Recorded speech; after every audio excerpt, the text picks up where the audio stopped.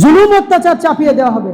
আজকে দেখছেন না, এসআইআর করা হচ্ছে, এনআরসি করা হচ্ছে, মুসলমানকে কেটে দাও, মেরে দাও, মুসলমানকে গঙ্গার জলে ভাসিয়ে দাও। বলছে না মুসলমানকে ভারতবর্ষ থেকে তাড়িয়ে দেওয়া হোক, বিতাড়িত করে দেওয়া হোক, যাদের ভোটার। সাল্লাম বলছেন, একটা হাদিস আপনাদেরকে বলি, আল্লাহ নবী বলছেন, যখন মানুষ, আনাস রাদিয়াল্লাহু তাআলা থেকে বর্ণিত, আল্লাহ নবী বলছেন, যখন মানুষ নেশাদ্রব্য এবং গান বাজনা গায়িকাদেরকে নিয়ে যখন মুগ্ধ থাকবে, যখন গান বাজনা প্রকাশ্যে বাস্তবে রূপান্তরিত হবে, আল্লাহ নবী বলছেন ওপর থেকে 3টে ভয়াবহ বিপদ নাজিল হবে।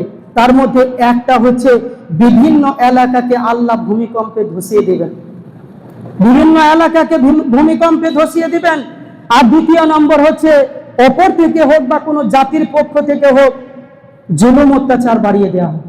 লোকে ডিলিট করে দেওয়া হয়েছে, তাদেরকে ক্যাম্পে ভরা হবে, 2 মাস রাখা হবে, এমন ক্যাম্পে রাখা হবে 10,000, 15,000, 20,000 লোককে একটা ক্যাম্পের ভিতরে ভরে দেবে, আর সেই ক্যাম্পের মধ্যে একটাই বাথরুম থাকবে। আচ্ছা বলুন তো, বেঁচে থাকার কোনো সম্ভাবনা আছে?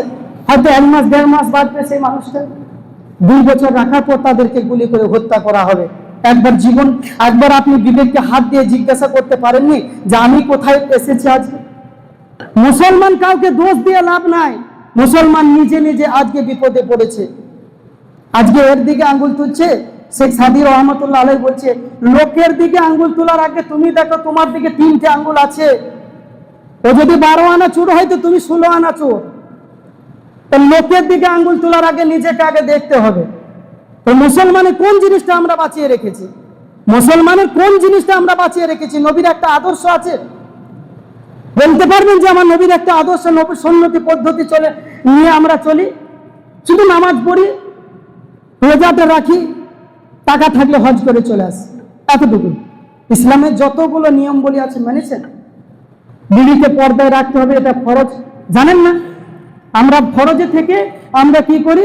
সুন্নাতটাকে বেশি গুরুত্ব দিই। অথচ পর্দা একটি ফরজ বিধান, সেটাকে আমরা মানলাম না।